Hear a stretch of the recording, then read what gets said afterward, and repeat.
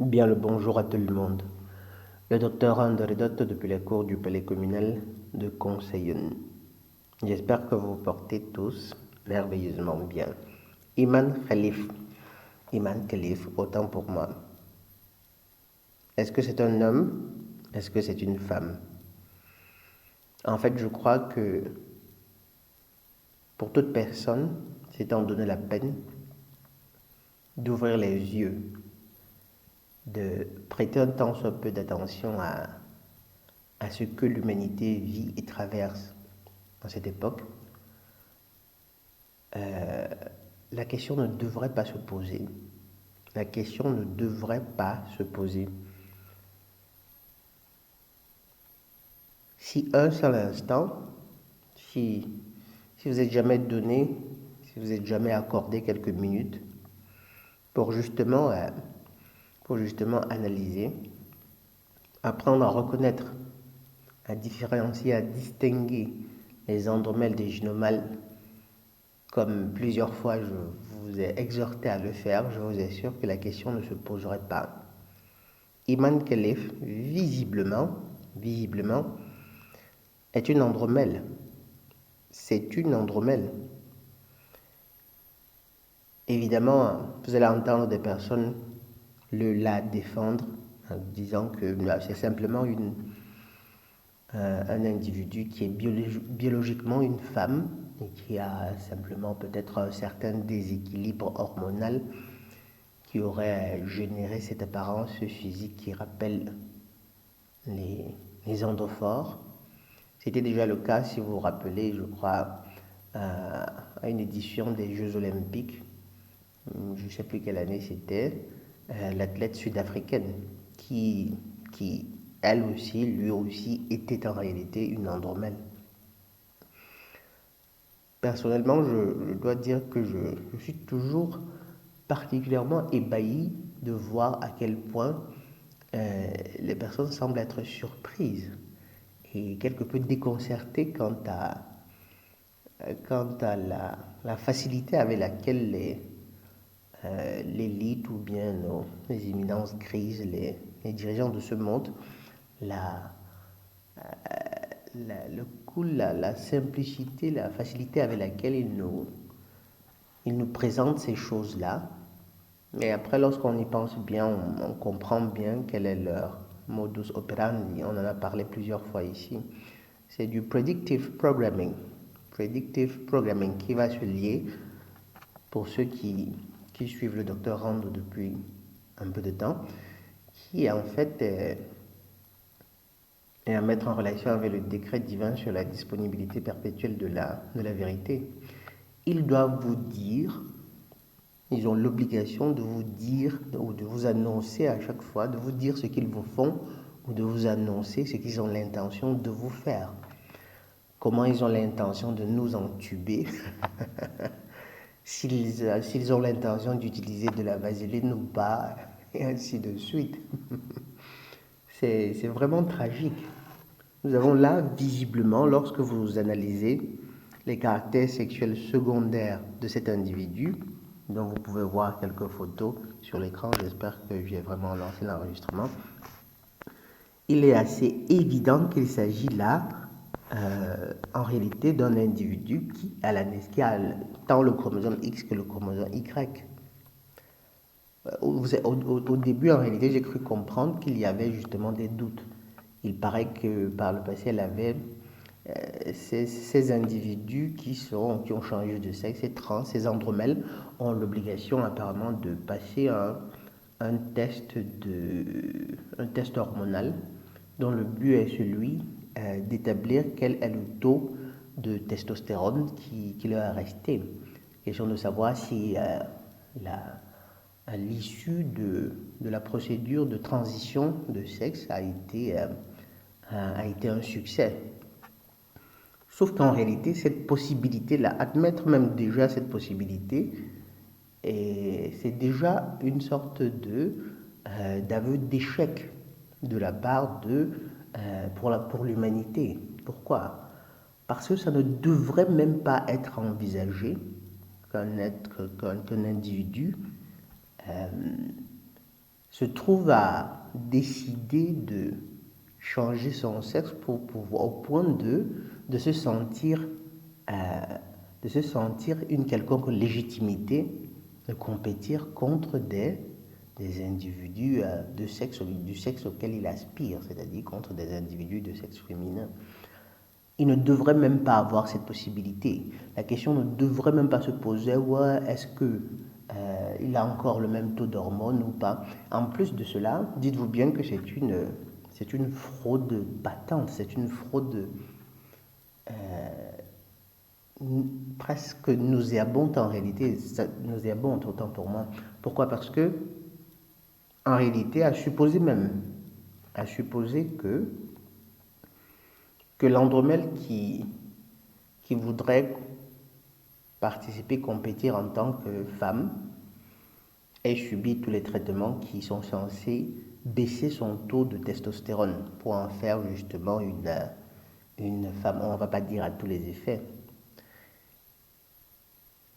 Il est un fait, il existe déjà un élément qui est pour elle qui joue à son avantage, un acquis, qui lui donne déjà un avantage par rapport aux femmes. C'est-à-dire quoi? En fait, la croissance la plus-value, le surplus de puissance que l'homme a, il le doit à quoi? À des os qui sont plus longs, qui sont plus solides, qui sont plus denses. Or, quand est-ce qu'il acquiert cet avantage-là, l'androphore? C'est à la puberté. Ça veut dire quoi? Ça veut dire que cet adulte qui décide de suivre le traitement pour baisser son taux de testostérone a déjà des os d'homme. Il a déjà des os plus denses, plus puissants, avec des cartilages justement plus mobiles, plus tout. C'est déjà un acquis. Or, il est absolument impossible de régresser, c'est-à-dire de faire que ces os perdent peut-être en densité, en puissance, en épaisseur, en grosseur, en longueur, afin de s'harmoniser avec la structure osseuse des femmes et pour être peut-être là à ce point une femme à tous les effets. Du coup, Iman Khelif qui se présente là comme une gynophore a toute la structure osseuse d'un homme. Or, nous savons tous, on n'a pas besoin d'être un cousin de Mike Tyson pour comprendre que plus vous avez des os denses, grands, puissants, et plus vos coups de poing seront dévastateurs. Et puis justement, vous pouvez voir après le combat contre l'Italienne, la pauvre, elle a perdu tout en larmes comme ça. Vous imaginez le trauma qu'elle a subi chaque fois qu'elle recevait l'un des coups de cette personne-là. Vous imaginez bien, vous imaginez que c'était quelque chose de dévastateur. Mais, une fois de plus, on est surpris. On est surpris de voir que les gens sont surpris. On est étonné de voir que les masses sont étonnées. Avant même d'arriver à cette polémique sur le genre réel, sur le sexe, sur le genre réel d'Iman Khelif, ou de cette autre, de cette autre boxeuse, de cet autre boxeur taïwanais, à la cérémonie d'ouverture même, il y avait déjà un autre scandale, il y avait déjà c'était déjà une autre opération de predictive programming.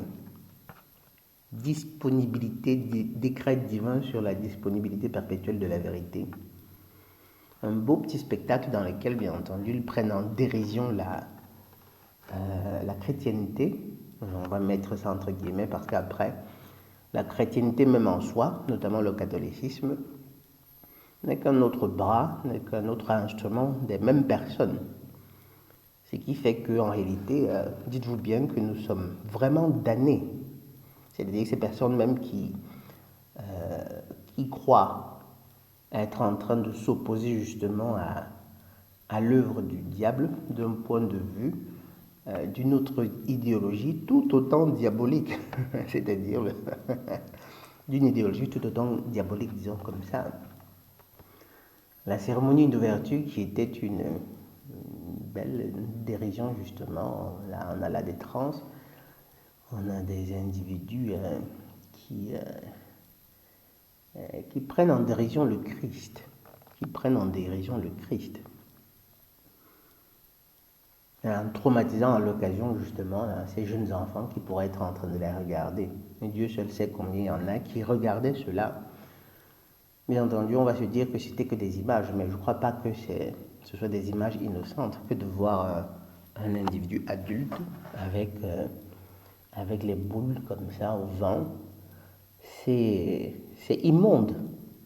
C'est immonde, mais vous voyez là littéralement des singeries du diable.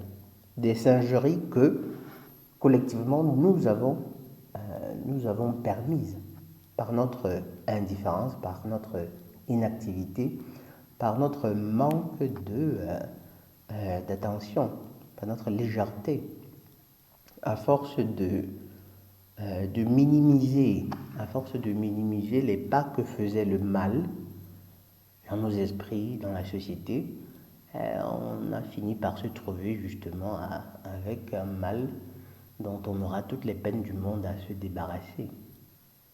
Externalisation de la hiérarchie, vous vous rappelez, Madame Blavatsky et Alice Baylis. Le moment est arrivé où ils voudraient pouvoir initier l'humanité entière à toute leur perversion. Ce n'est plus dans le secret de leur salon feutré, ce n'est plus dans le secret de leur manoir qu'ils s'adonnent à ces pratiques. Maintenant, ils veulent pouvoir le faire à ciel ouvert, en public, et au besoin initier à cela l'humanité entière. L'humanité entière. J'ai vu plusieurs vidéos dans lesquelles il y avait des chrétiens qui étaient complètement scandalisés, qui disaient que c'était inacceptable, c'était bien entendu en France aussi. Sauf que ils ne sont pas arrivés à ça comme ça, du jour au lendemain. Avant cela, il y a des lanceurs d'alerte qui ont signalé qu'en fait, Madame Macron était en réalité Monsieur Macron. Mais on a pris la chose, mais vous savez, le drame de l'homme, c'est qu'il oublie. C'est vite passé. Personne ne lui a demandé de compte.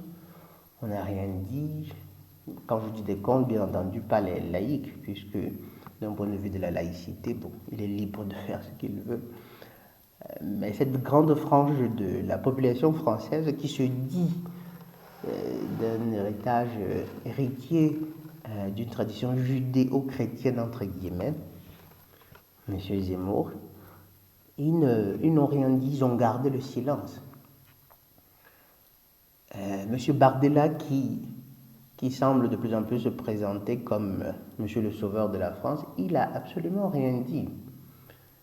Quoiqu'en réalité, c'est de là, c'est précisément de ces personnes-là qui promeuvent cette idéologie que viendra la destruction de cette chère France, de cette chère Gaule.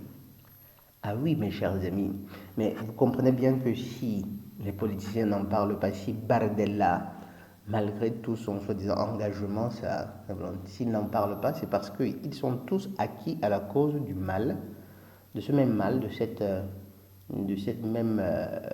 clique d'individus qui littéralement sont des serviteurs d'Iblis, qui ont la ferme intention de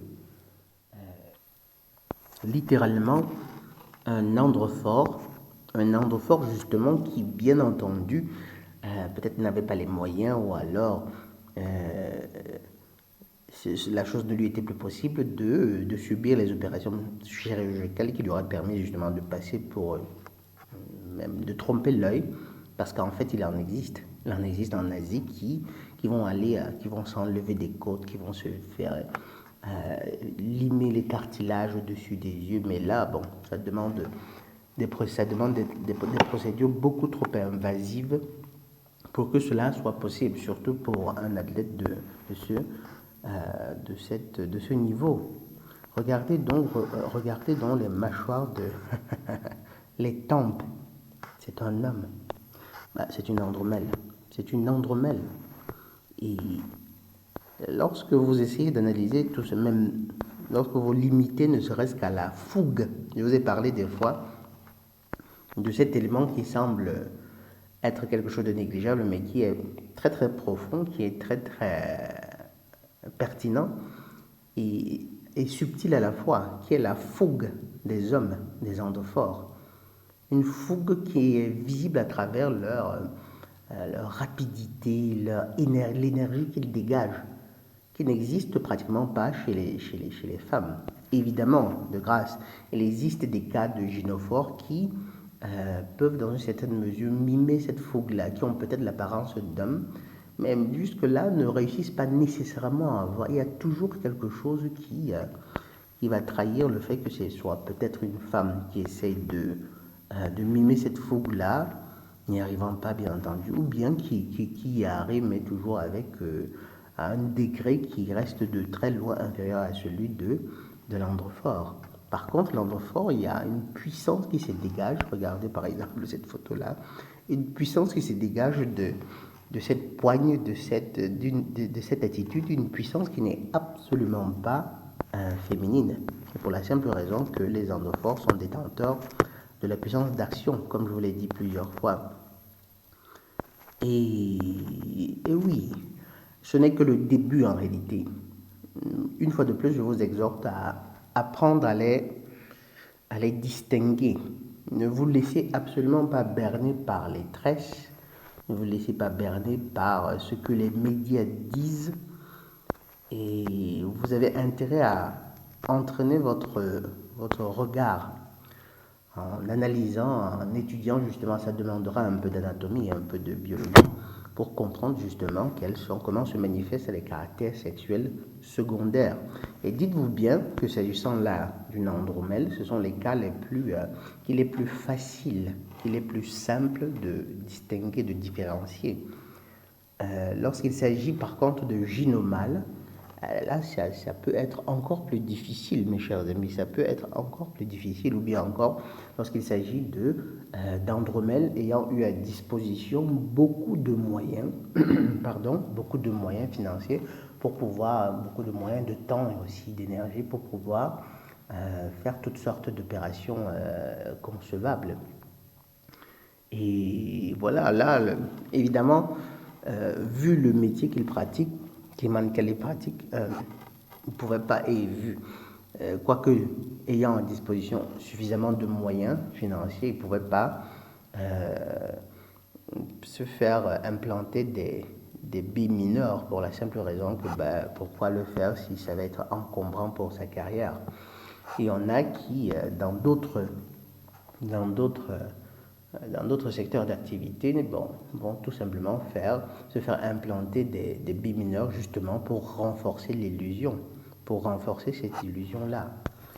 Bref, j'espère avoir interrompu pour une autre longue période de cette longue pause, et j'espère pouvoir vous faire davantage de vidéos encore ces jours-ci. Et ce d'autant plus qu'il y a de plus en plus de thèmes très très intéressants. Mais dites-vous bien, mes chers amis, considérez cela comme un verdict. C'est un peu exagéré. Et faites-moi confiance, c'est là un androphore. Le terme aujourd'hui, ce serait andromèle. C'est une andromèle. C'est une andromèle à tous les effets. Entraînez votre regard, apprenez à les différencier. Et si nous ne faisons rien, ils finiront par gagner cette bataille. Ils finiront par la gagner vraiment, non seulement pas que sur des terrains de boxe, pas que là. Ils finiront par gagner cette bataille aussi dans nos esprits et dans nos sociétés. Et si vraiment nous restons passifs en face de tout ceci. Bref, Je vous remercie pour l'attention, pour le temps que vous avez pris pour regarder cette vidéo. Le docteur Rando Redotto depuis la cour du palais communal de Conseillon, Sawabona et la paix du Yaa.